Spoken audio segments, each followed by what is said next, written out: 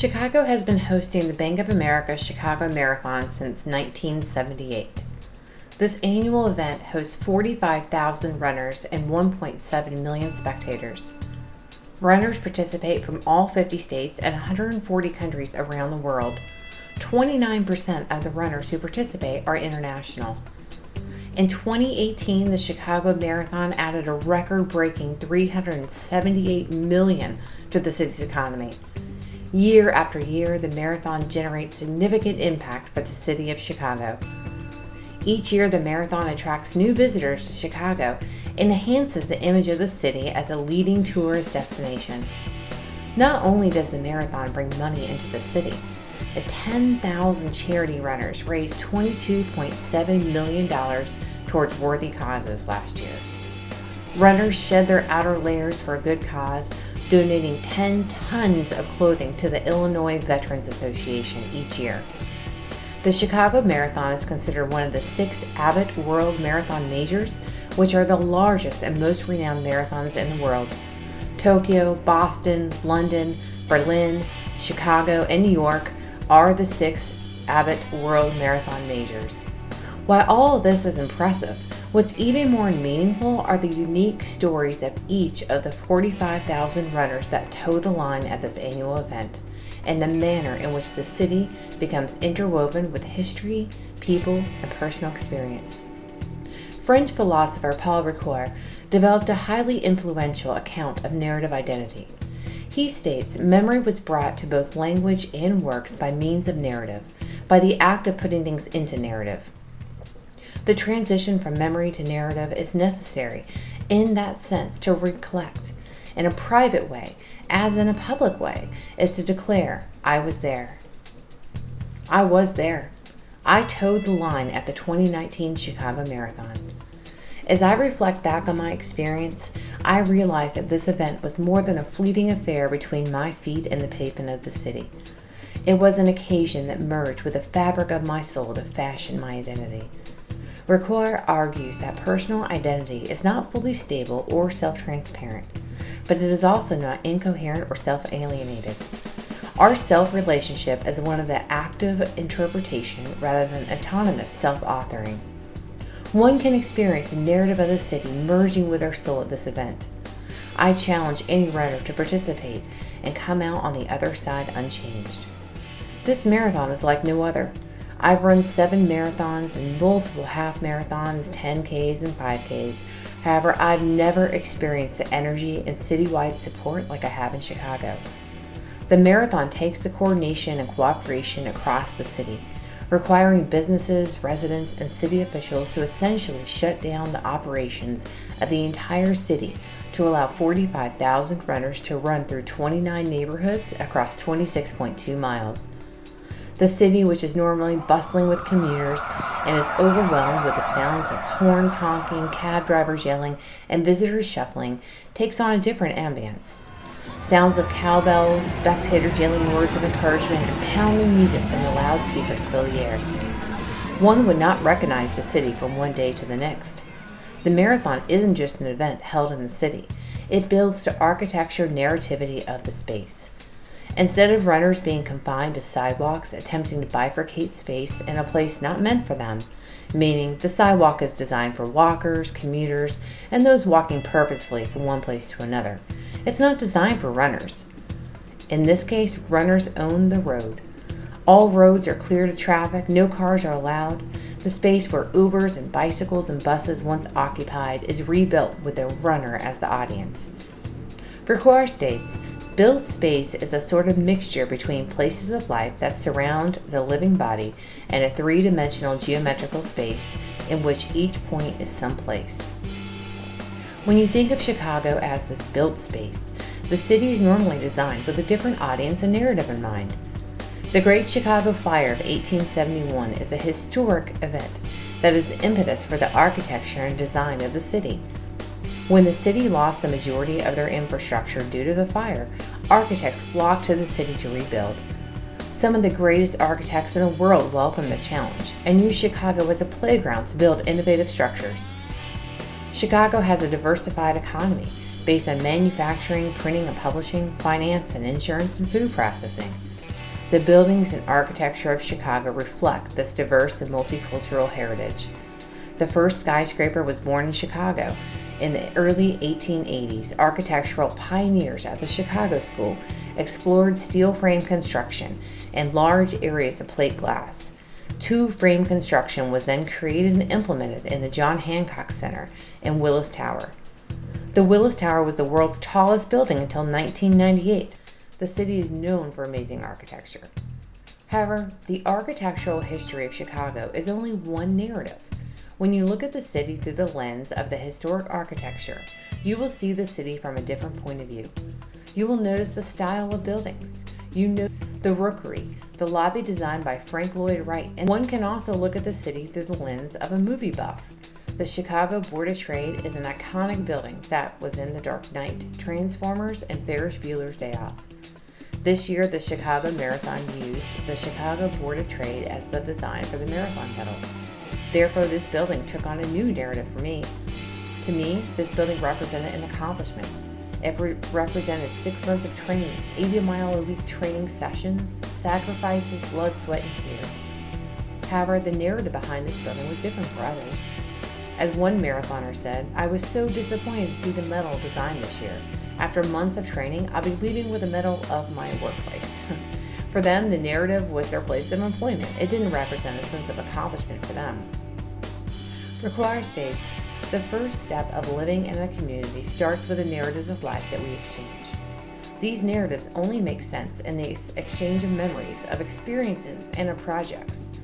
The course lends its way to its own narrative, memories, and experiences.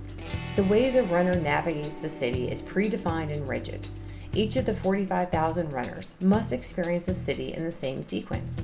You can't go off course, you can't join midway, you can't skip a neighborhood or a section. As such, each runner has the same sense of place, comprehension of time, and place and memory. But of course, what's interesting is that even though all the runners have the same sense of place, are running the same route and experiencing the same event, each runner has their own unique narrative.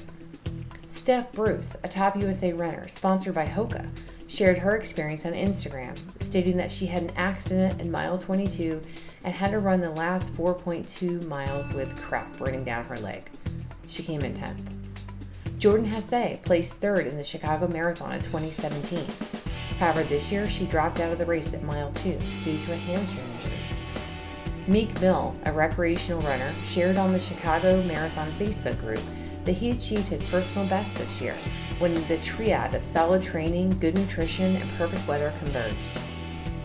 Jeanette Shelley shared that she would never run the Chicago Marathon again because the crowds were too loud and she couldn't hear her own music. She also didn't appreciate the smells in each of the neighborhoods. Karina stated that she was pushed out of the way by a faster runner, causing her to fall and skin her knee. Bob said he witnessed a community of runners coming together when they saw a female struggling at mile 6, and they stayed with her until the medical staff came to her aid. Each of these runners has a different story associated with the Chicago Marathon, which is weaved with the city, the crowds, and their own personal experiences. Ricoeur speaks of emplotment, which is the assembly of series of historical events into a narrative with a plot. He uses the Italian word intersectio to describe this, a plate. This is exactly how the Chicago Marathon is built, weaving together the narratives of the neighborhood stories with the history of architecture, with the experiences of the marathon itself. A new narrative is formed. In each of the stories I shared, note the complex plate of narratives weaved to form the entire story. Every one of the runners has their own narrative associated with the event, which is weaved with the common experiences we all shared, along with their own unique view. Ricoeur states that narrative is more than a simple story. Narrative refers to how we understand our future potentialities, as well as the way we mentally organize our sense of the past. We experience this narrative through the race course. The marathon route has a story that weaves the city with a purpose. The marathon itself forms a unique experience which cannot be recreated. Even if one was to follow the exact route by car, bike, or on foot, even if one was to run this exact route, but not as part of the marathon, the narrative would vary. First, let's talk about the narrative of setting up the race itself. The narrative of the city is formed by the transformation. The city is completely transformed in absence of other elements of the city that form the typical narrative. The cars, the honking, the pedestrians, as the streets are closed to all outside traffic. Not only is the narrative transformed by what's missing, it's transformed by what's added. Tents populate the Grant Park area, setting up bag checks, hospitality tents, medical units, and food stations. There are 20 aid stations throughout the course, dotting the marathon route. In total, there are 650 Gatorade tables, 72,000 gallons of Gatorade, 100,000 gallons of water, 1 million water cups, 1 million Gatorade cups, and 2,000 porta potties. 6,000 volunteers show up to help on race day, along with 400 court marshals, 22 forklifts, and 40 semi-trucks. The 5 bridges the runners cross are lined with carpeting so they don't trip on the grates. It takes 33 hours to set up and break down the entire course from start to finish. The semi-trucks arrive on Saturday, and the last barrier is removed on Sunday. While the city is transformed with these outfittings, the entire course is broken down and cleaned up by 5 p.m. on race day. The semantics of action, of the transformation, integrate into our broader structures of meaning. This race helps us understand our future potentialities through making sense of the past. When the race debuted in 1977, there were 6,000 runners. This local race lacked significant resources, and the runners spent the majority of the 26.2 miles trudging down a barren highway. As a result, there were very few spectators, as the train was inaccessible. In 1988, an award-winning journalist, Philip Hirsch, encouraged Chicago to follow the successful model of the New York City Marathon and bring the race through the neighborhoods of Chicago. When the current race director, Kerry Pinoski, took over as executive race director in 1990, the course completely changed and became a global sensation. Today's course brings runners through 29 culturally diverse neighborhoods. In these neighborhoods, there's community narrative that makes sense of the memories and experiences of those living there. Each of these neighborhoods attempts to bring the narratives to life during the marathon in an attempt to create a shared experience among the runners and those who live in the community. Us runners carry out emplotment as we draw disparate past events into a meaningful whole by establishing casual and meaningful connections between them. When runners start line in Grant Park, the anxiety is palpable as they await the word go. Thousands of bobbing heads slowly make their way to the start line, tossing the clothing they wore to stay warm while in the holding corral. The sounds of watches beeping permeate the air as runners fire up their garments. Legs struggle to warm up with a sudden movement after standing for hours in the corral waiting to start. Adrenaline rushes through the body as runners make the turn from the loop into the financial district. Crowds shout full of energy before hours of cheering wears them down. As we run straight up LaSalle, we pass the iconic Chicago marquee sign. By the time we reach Lincoln Park, our legs are finally warmed up and most of us have found our pace. The Lincoln Park Zoo holds a variety of narrative capacities. For some, it tells the story of reaching mile 7, which may be the mileage in their daily runs. For others, it may represent visiting with a child, merging their past with the present. I envision visiting the previous year with my kids and seeing all the pumpkins on display. I smile as I picture my daughter marveling at the carved gourds.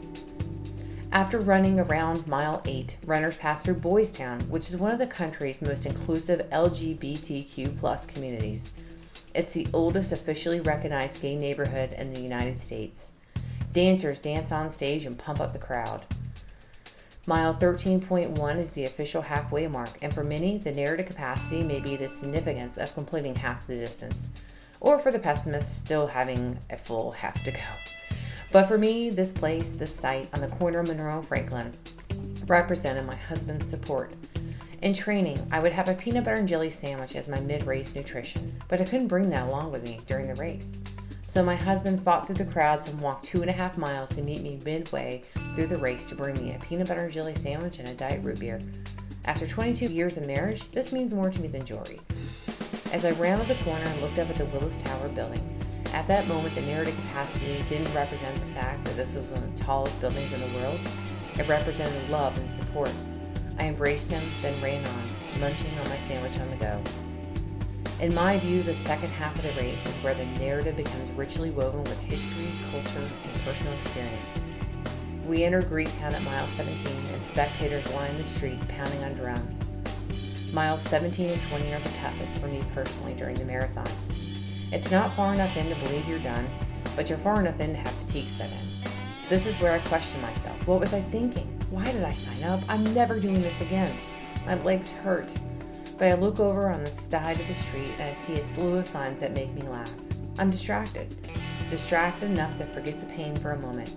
I laugh at the sign, "Go hard, don't stop, keep going." That's what she said. I smell the delicious aroma of meat and imagine lamb roasting on the spit to make a gyro piled high. As we make our way into Little Italy, the smell of lamb is replaced by pizza. I imagine the chef inside the pizza shop spinning the dough high in the air. Flour sprinkles down like snow. The chef expertly catches the round disc and lays it on the pizza stone. He dips a ladle into the big pot of tomato sauce and swirls it on the crust. Then he picks up a handful of mozzarella and sprinkles it generously. He grabs the wooden pizza pail off the wall and shoves the concoction into an old brick oven used for generations. Maybe at this point in the race I'm hungry. I curate my own narratives as I pound the streets. Mile 18 in my mind has the soundtrack of Lizzo's Truth Hurts and the smell of pizza and weakness in my quads that make me question if I can go on. Pilsen's dotted with spectators who live in this Hispanic neighborhood. A vendor on the street cooks fresh tortillas and serves up hot tamales. I stop by the biofreeze tent and have my legs sprayed. Now the smell of pizza is overtaken by the thick menthol scent of biofreeze. I hobble on. At mile 22 we enter Chinatown. We're greeted with a red and gold "Welcome to Chinatown" sign. We then pass a dancing dragon, punctuated with the sound of drums.